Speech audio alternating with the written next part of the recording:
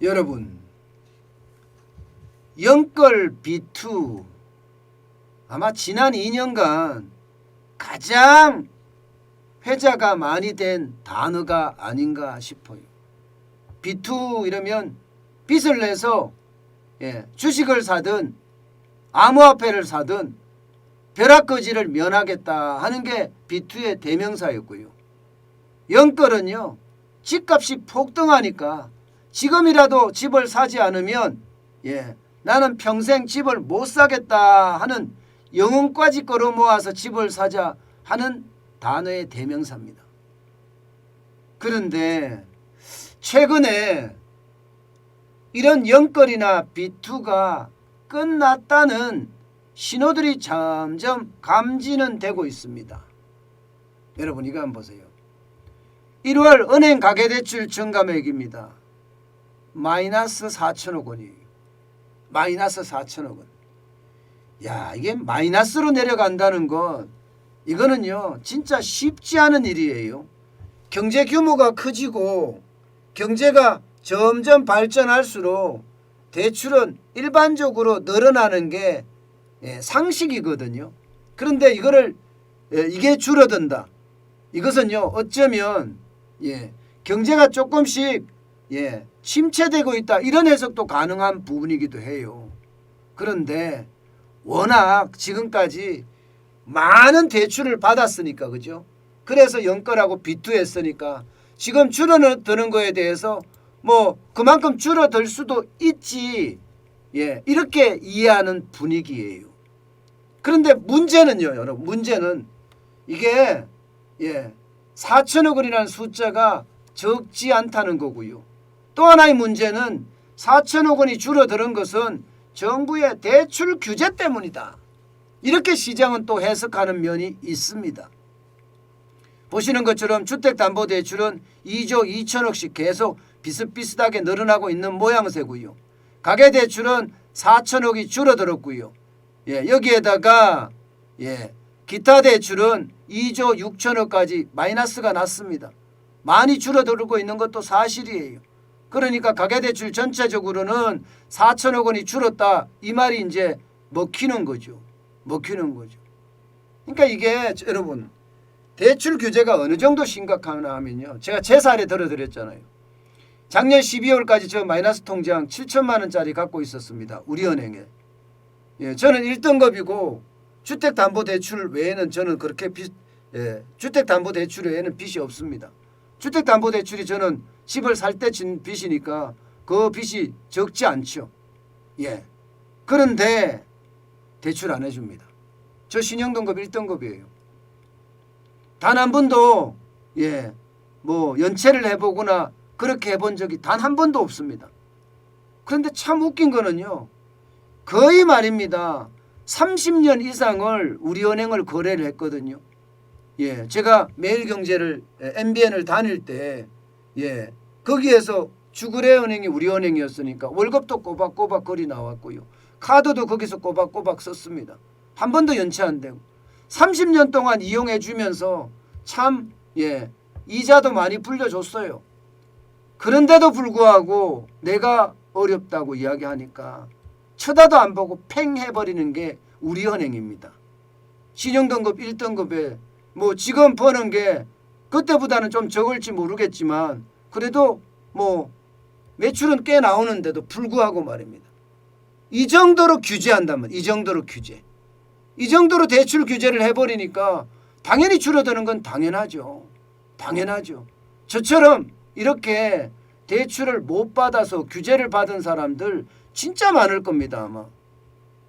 그래서 은행 가계대출이 줄어들었다는 것은 어쩌면 뭐 당연하다고 봅니다. 게다가 2달 연속 줄어들었다. 12월에는 2천억 원이 줄어들고 1월에는 4천억 원이 줄어들었다. 그 전까지만 하더라도 9월에는 6조 4천억 원이 늘어나고 10월에는 5조 2천억 원이 늘어나다가 11월에는 줄었다. 규제 시작하면 줄어들었다.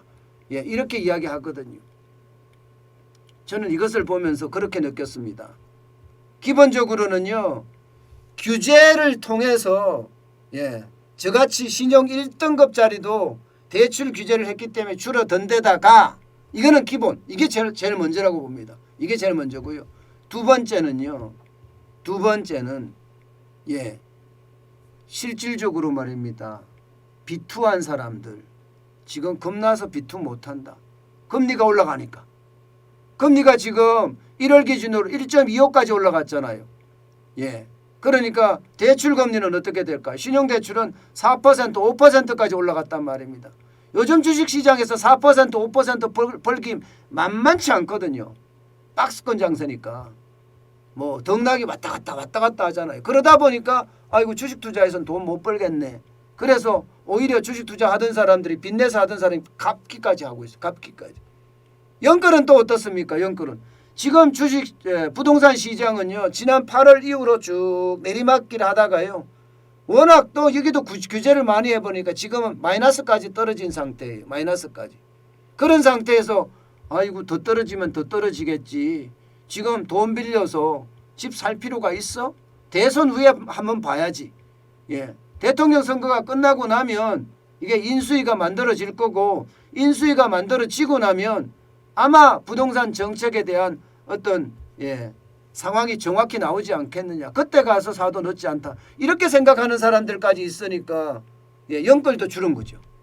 그러다 보니까 지금 2달 연속 줄은 겁니다. 정부는 호들갑을 떨고 있기는 해요. 2004년 이후 이런 통계를 처음 만든 이후로 2달 연속 떨어졌다고 이렇게 이야기를 합니다. 맞는 말이에요. 틀리는 말은 아니에요. 틀리는 말은 아니지만 우리가 반드시 알아야 될 것은요.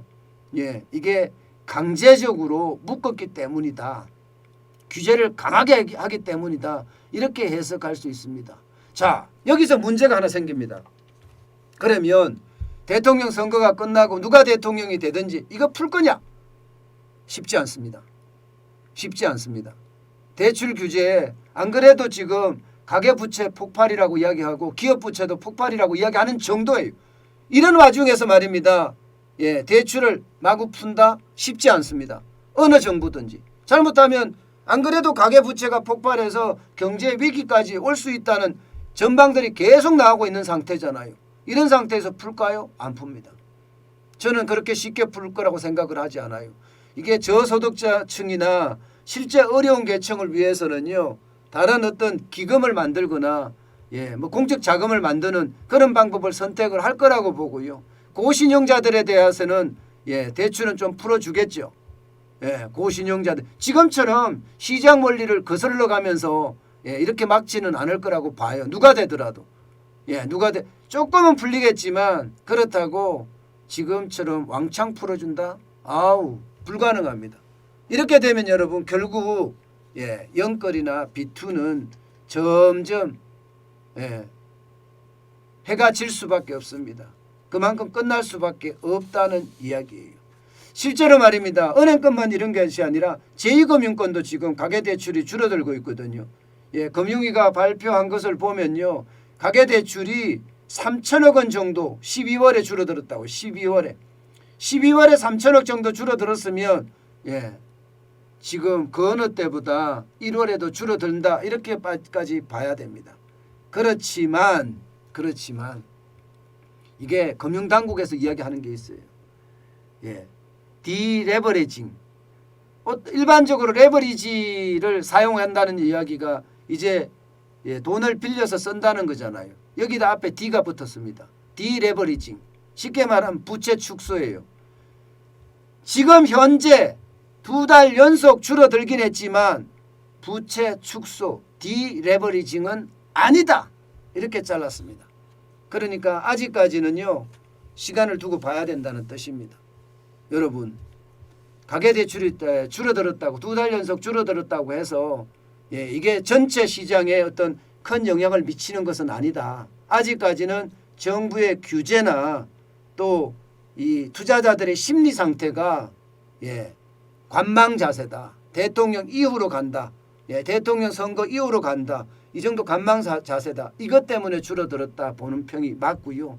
여기에 계절적인 어떤 상황까지도 좀 겹친 것 아니냐. 지금까지는 계절적인 상황 없이 계속 저금리니까 대출 받아서 투자하고 대출 받아 투자했는데 이제 겨울이라는 이 계절적인 상황 그런 것까지도 예, 영향을 미친 것 아니냐 뭐 이렇게까지 분석을 하고 있습니다. 어쨌든 상황은요 정중동입니다. 앞으로 더 지켜봐야 된다는 뜻입니다.